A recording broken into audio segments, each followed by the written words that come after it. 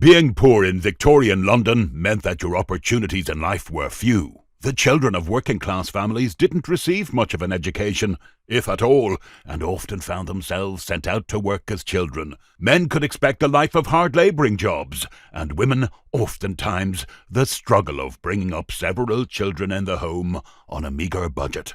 Not everyone born into poverty was doomed to a life of hard work and drudgery. However, some pulled themselves out of the abyss, and a very few managed to raise themselves to a high position in society. This is the story of the early life of one such man, William Crooks. Crooks was born in 1852 in the district of Poplar, near the massive West India Docks. Poplar was a working-class neighbourhood, closely associated with the River Thames, many of the men labouring in the docks or ironworks. Unlike the expensive apartments of today that enjoy panoramic views over London from the lofty glass towers of Canary, Wharf on the Isle of Dogs, the streets of 19th century Poplar, just a stone's throw away, were humble, terraced houses constructed quickly to house workers for the docks when they opened in 1802. The poorest families were always to be found near the water. If you could afford to rent better properties, you wouldn't live in cramped conditions with the potential for flooded basements and fetid water. By the end of the 19th century, these streets had gained a reputation as rough places, well known to policemen, streets with bad reputations, brutish characters, and thievery. Crooks worked several manual jobs, including as a cooper and dock worker. At the 1889 London dock strike, he began speaking and giving lectures on working conditions, which led to a political career, one which would lead from the London County Council to Labour Mayor of Poplar, and later MP for Woolwich. He is remembered for his campaigning work against poverty and inequality, no doubt informed by the hardships he faced in childhood, which he never forgot, some of which you will discover today in an account of the hunger his family endured living in a one-roomed house in the 1850s. Before we move on, please consider clicking the subscribe button for more content like this. If you find this video interesting, I would really appreciate it if you could give it a thumbs up and share it widely with friends and family. Please check out the description to see how you can support the channel and the content we make. In the little one-roomed home where he was born at number 2 Sherbut Street, down by the docks at Poplar, it was the earnest desire of all whom it concerned that he should be known to the world as William Crooks. Within a few weeks of his birth, in the year 1852, he was carried with modest ceremony and solemnly christened by a name which everybody, ever since, has refused to give him. For somehow, William Crooks does not sound like the man at all.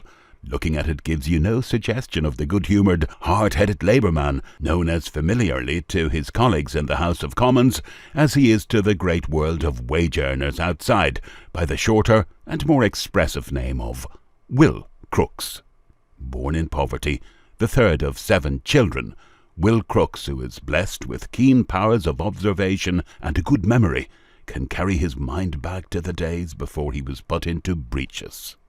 I remember before my 4th year was out, I have heard him tell, something of the public rejoicings on the declaration of peace after the Crimean War. The following year was also memorable to me as the time I witnessed troops of soldiers marching to the East India Docks on the outbreak of the mutiny. Those were the days of want and sorrow, as were many days that followed, in the little one-roomed home in East London. His father was a ship stoker who lost an arm by starting of the engines one day when he was oiling the machinery as his vessel lay in the Thames. My very earliest recollections are associated with mother dressing father's arm day after day. I was only 3 years old at the time, but I know that all our privations dated from the day of this accident to my father because he was forced to give up his work. It must have been with the aid of some good friends that at last my father got an old horse, hoping to earn a little by leading and carting, but nothing came of this small venture, and in time the horse had to be sold to pay the rent, almost the only work of any kind that father, being thus disabled, could get to do was an odd job as a watchman. Those were very lean years indeed, and I don't know what we should have done but for mother. She used to toil with a needle far into the night, and often all night long, slaving as hard as any poor sweated woman I've ever known. I've known hundreds of such poor creatures. Many a time as a lad I've helped mother to carry the clothes she had made to Houndsditch. There were no trams running then, and the bus fare from Poplar to Aldgate was fourpence, a sum we never dared think of spending on a ride. My elder brother was as clever with the needle as many a woman, and often he would stay up all through the night with mother, helping her to make oilskin coats. One night, as the mother worked alone, young Will woke up in the little orange box bedstead by the wall where he slept, with a younger brother. Silently he watched her plying the needle at the table, until he noticed tears trickling down her cheeks. "What are you crying for, mother?" "Never mind, Will, my boy. You go to sleep. But you must be crying about something, mother." And then in a doleful tone she said, "It's through wondering where the next meal is coming from, my boy." The little chap pretended to go to sleep soon after, but now and again he would peep cautiously over the side of the box at his mother silently crying over her work at the table, and he puzzled his young head as to what it all meant. "My mother crying 'cause she can't get bread for us. Why can't she get bread? I saw plenty of bread in the shops yesterday. Do all mothers have to cry before they get bread for the children?" It was the first incident that made him think. There was one morning, the morning after a Christmas Day of all times in the year, when his mother refused to let him or the others get up, even when she left the house. It was not until she returned after what seemed a long time, bringing with her a portion of a loaf, that she allowed them to get out of bed.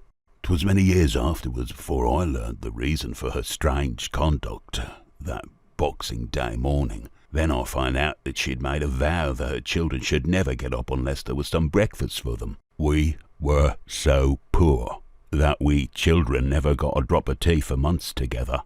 It used to be bread and treacle for breakfast, bread and treacle for dinner, bread and treacle for tea, washed down with a cup of cold water. Sometimes there was a little variation in the form of dripping. At other times the variety was secured by there being neither treacle nor dripping. The very bread was so scarce that mother could not afford to allow the three eldest, of whom I was one, more than 3 slices apiece at a meal, while the 4 youngest got 2½ slices. Whenever we could afford to buy tea or butter, it was only in ounces. Once my brother and I were sent to buy a whole quarter of a pound of butter. It turned out that Auntie was coming to tea, and on the way we speculated seriously whether mother was going to open a shop. Perhaps the first occasion upon which Crooks as a lad showed something of that spirited resentment at aspersions on the poor which ultimately led him into public life was one that arose in a cobbler's shop.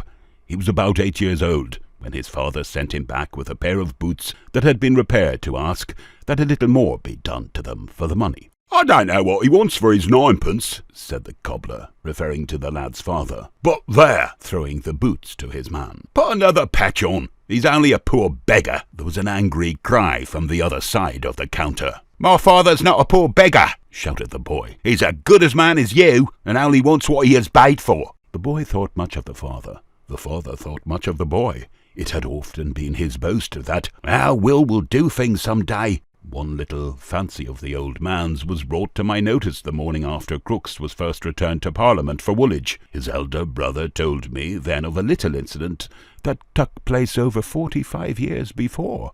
"We children were playing in the elm together when young Will said something that made Dad look up surprised, and I heard him say to mother, 'That lad'll live to be either Lord Mayor of London or a Member of Parliament.'" The poverty deepened and darkened in the little one-roomed home during Will's boyhood. It soon became impossible even to spend an odd 9pence on boot repairs. The mother met this emergency as she met nearly all the others. She became the family cobbler, as she had all along been the family tailor. Often would she go on her knees, hammer in hand, mending the boots. The children could not remember the time when she did not make all their clothes. God only knows, God only will know, how my mother worked and wept, says Crooks. With it all she brought up 7 of us to be decent and useful men and women. She was everything to us. I owed to her what little schooling I got, for though she could neither read nor write herself, She would often remark that should never be said of any of her children. I owe to her wise training that I have been a teetotaler all my life.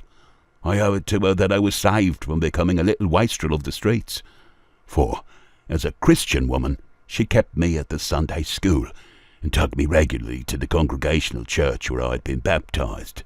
I can picture her now, as I used to see her when I awoke in the night, making oilskin coats by candlelight in our single room.